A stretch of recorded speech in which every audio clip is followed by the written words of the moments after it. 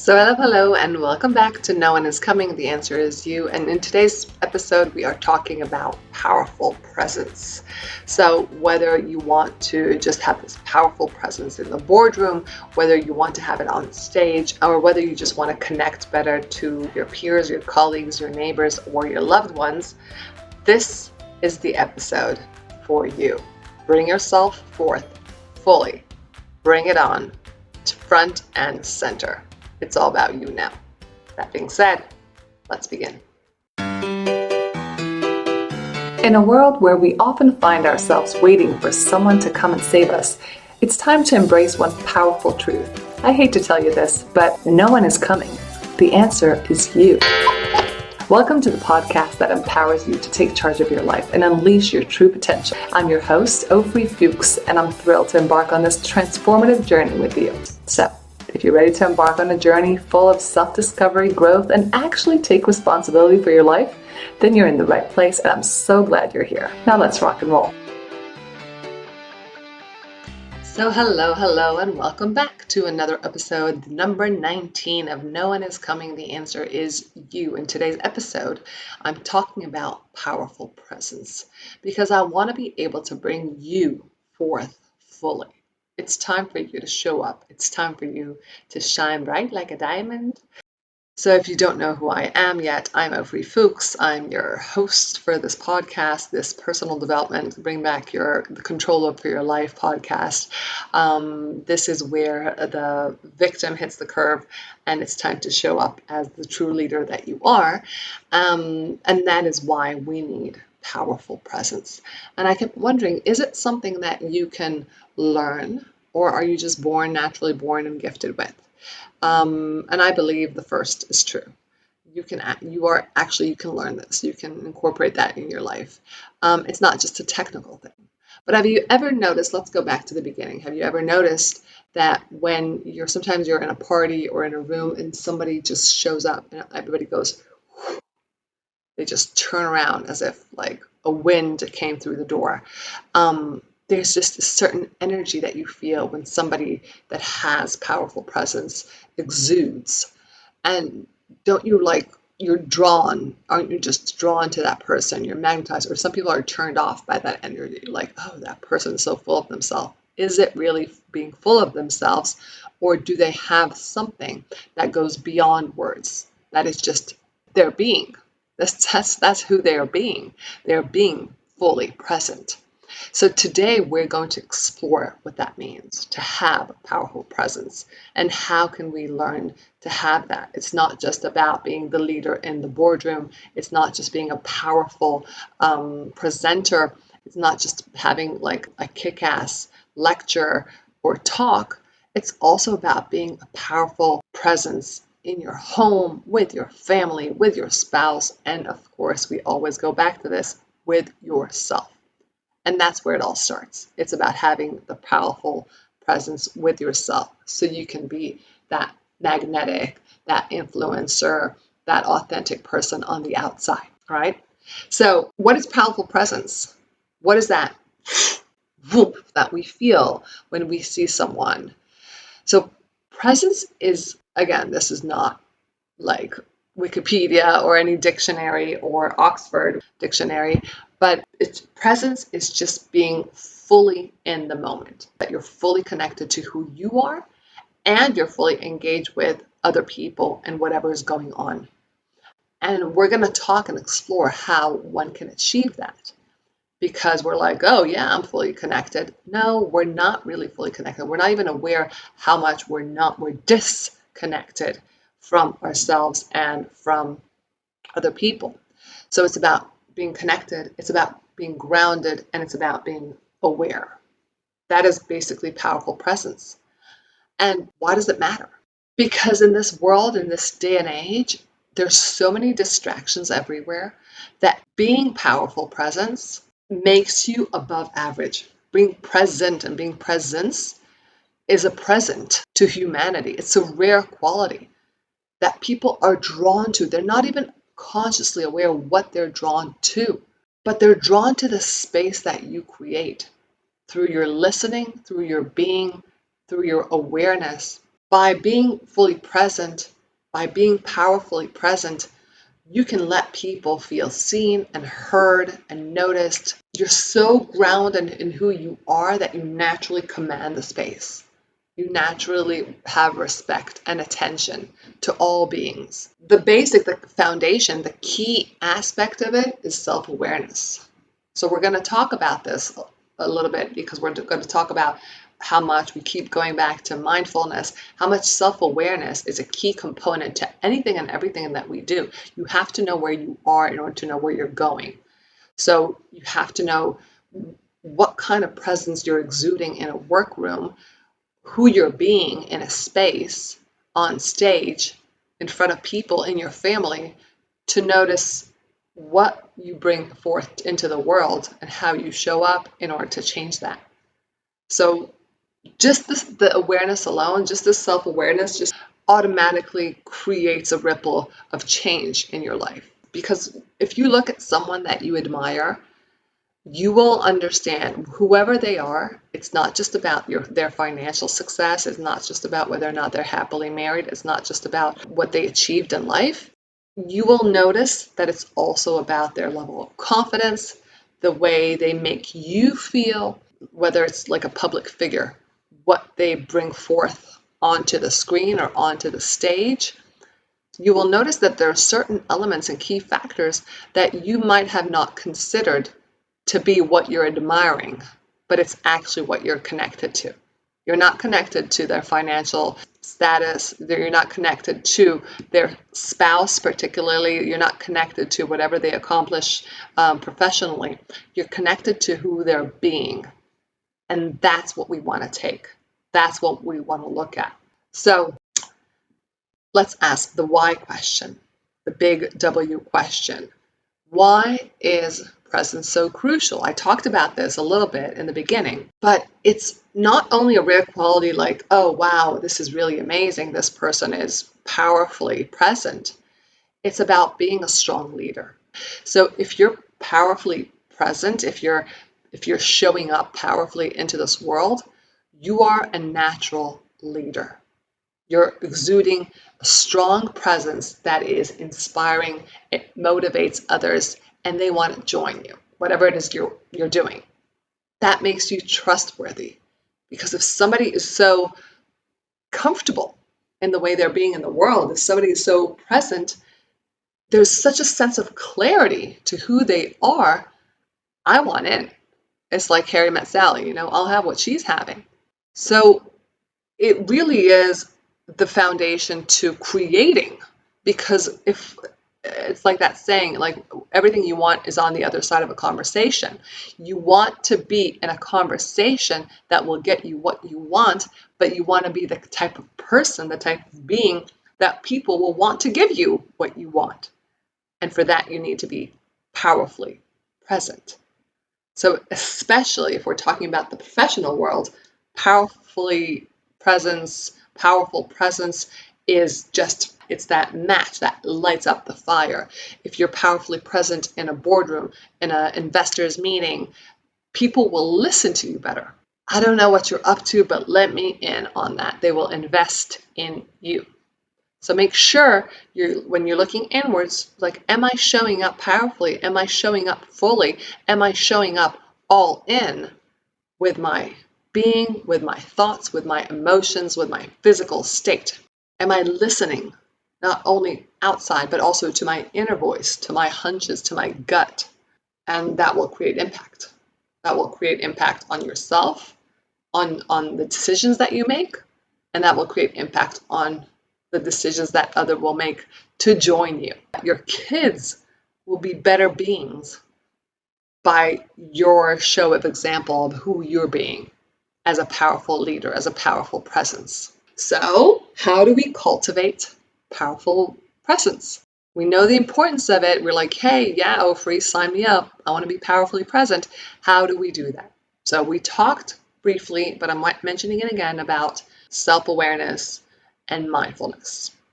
So we need to be aware of where we are, where we're being, what we're being, in order to see and understand and be really, really honest. Because I've had clients and I know people that are not completely honest with who they're being. They're like, oh yeah, I'm really great at, I'm talking to people. And they're like, no, you're not. My body language is really open. No, it's not. Video yourself. Take pictures of yourself.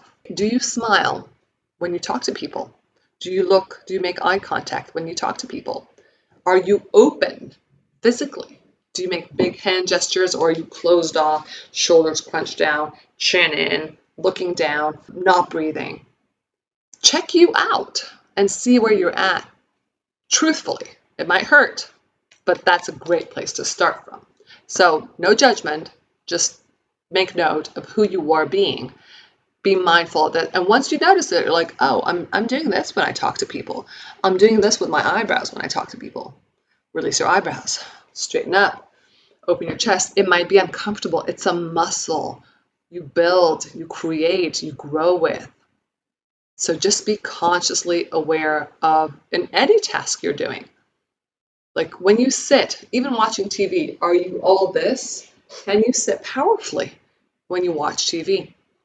Sit up straight, open your heart, breathe deeply, and so forth. That's mindfulness, that's being aware.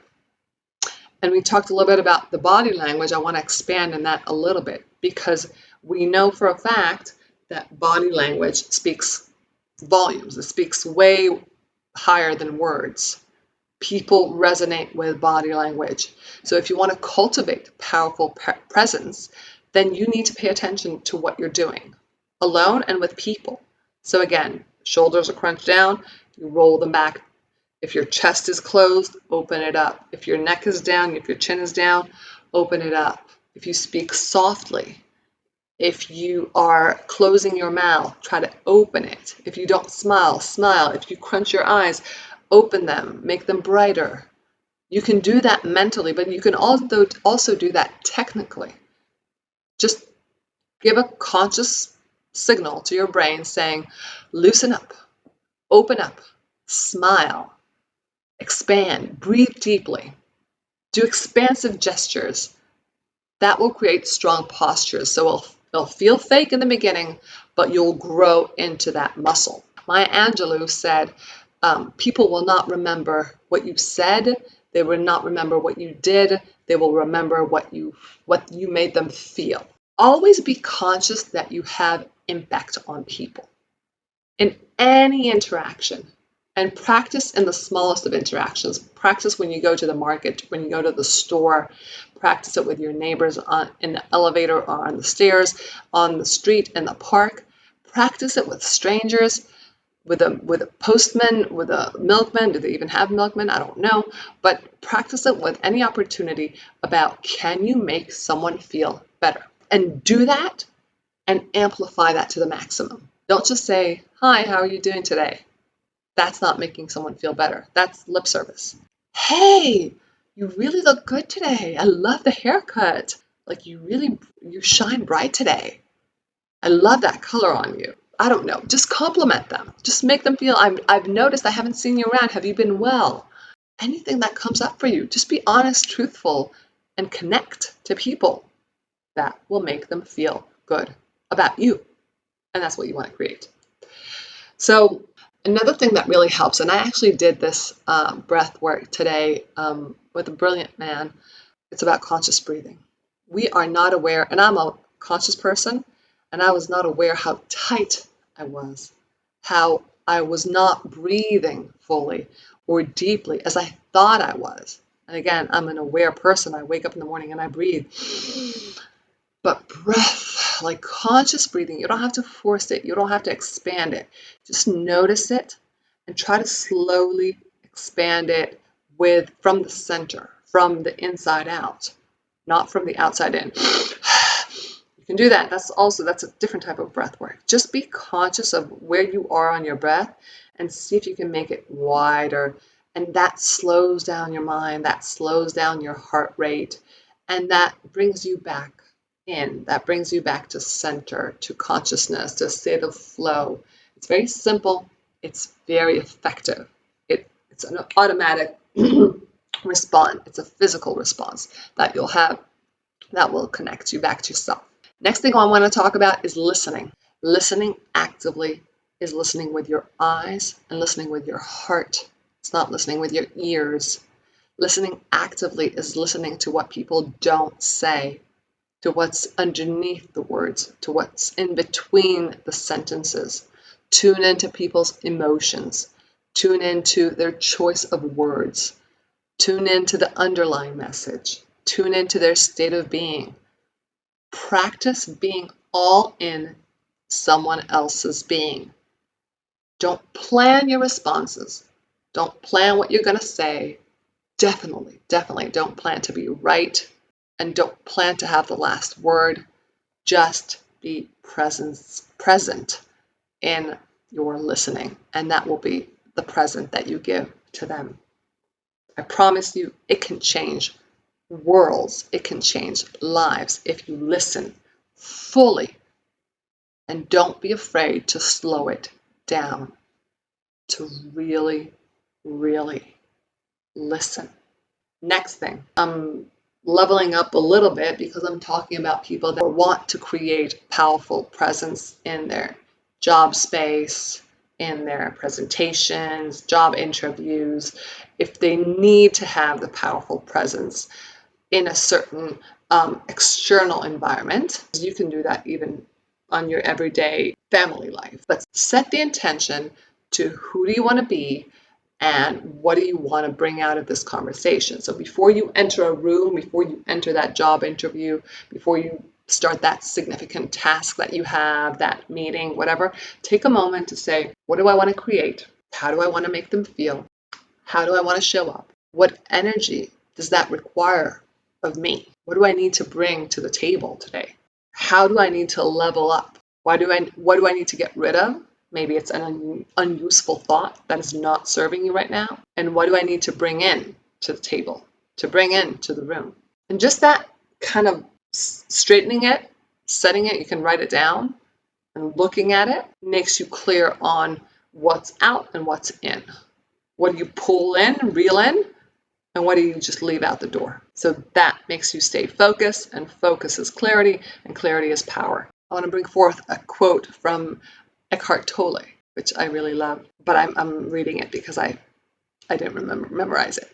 Realize deeply that the present moment is all you ever have. Make the now the primary focus of your life. I'm going to read it again. Realize deeply that the present moment is all you ever have. Make the now the primary focus of your life. And I'm going to say that differently.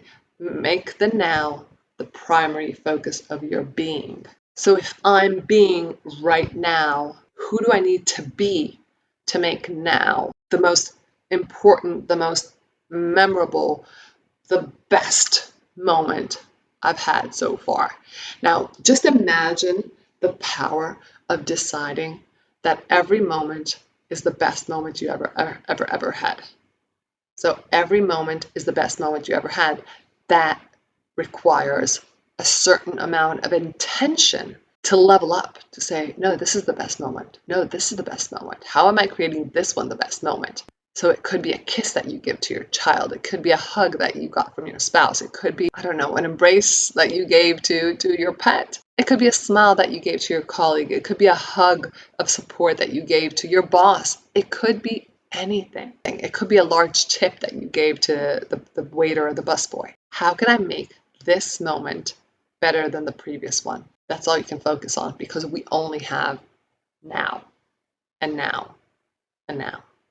Everything else is thought. And two more things I have for you about powerful presence. One is the silence, which goes back to the listening, because when you slow down, don't be afraid of silence. And if you really create silence as a verbal tool, it's a nonverbal, but it's a place for communication. If I create silence as a space for both of us to be, that speaks so loud. Don't be afraid to pause. Don't be afraid to make that moment of silence linger.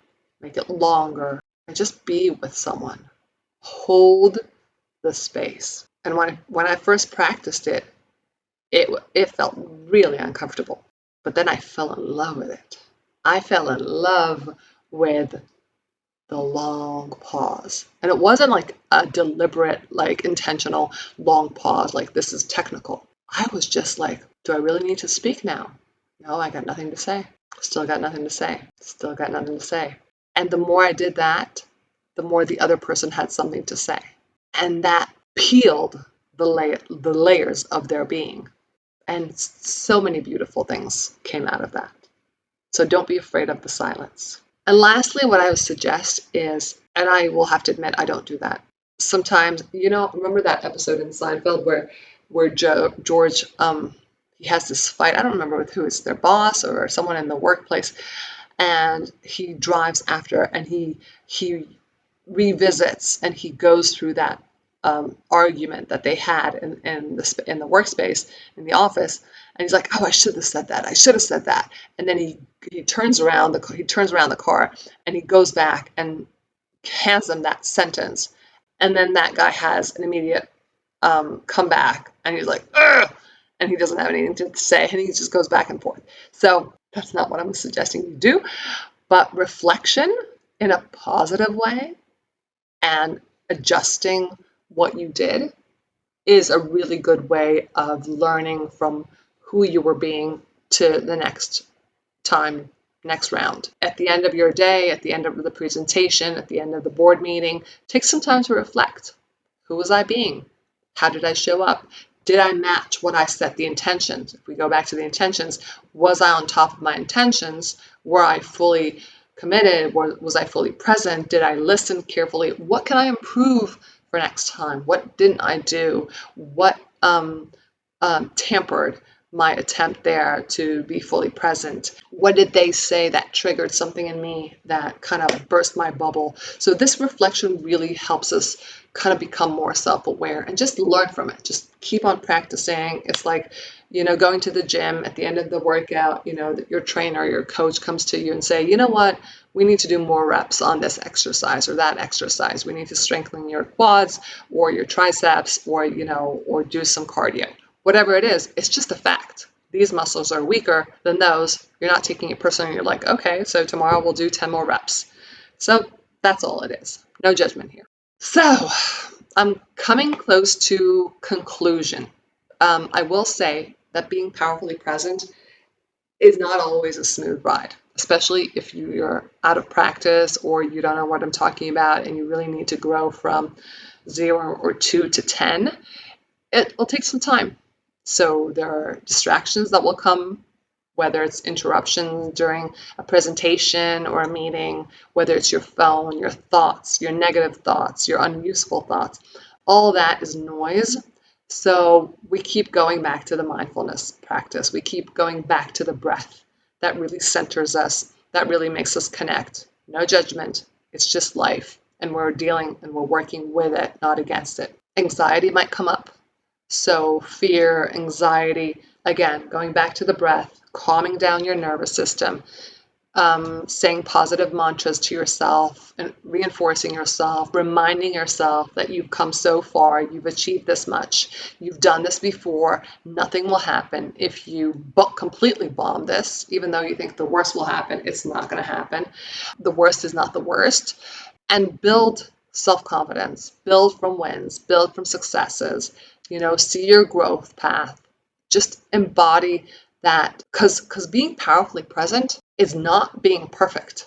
It's far from it. It's also admitting failure. It's also admitting vulnerability. That's also being powerfully present. Nelson Mandela said, I learned that courage is not the absence of fear. It's the triumph over it. So if you want to talk about bravery, that the brave man is not the person who doesn't have fear. It's the person that will conquer that fear. It will move past the fear. It will work with the fear. There's fear and there's bravery. You're not fearless. You're just fearless. So I am concluding this glorious episode, I have to admit, because I love this. I love this topic. And I love how it's kind of the root of everything. Because when we are in powerful presence, we tackle our judgments, we tackle our limiting beliefs, we tackle our self-doubt. It's a practice, and it brings you forward to the best version of you. And once you have the best version of you with you, you're holding your hand, you're like, hey, the best version of me, and we're walking hand in hand, and we're going to go through this, and we're going to create miracles. We're going to create the best version of our life. Then you're fully in charge of your success. You're fully in charge of your creation. There's nothing that can stop you from being the best version of you and creating whatever it is that you dream of. So once again, I'm reminding you, no one is coming. The answer is you. If you want to better your life on the outside, start from within. Create yourself to be the best version of you, the most powerful presence of you, and that will be the present that you can give to the world just through your being. I love you. I appreciate you. I wish you all the best, and I'll see you next time. Bye for now.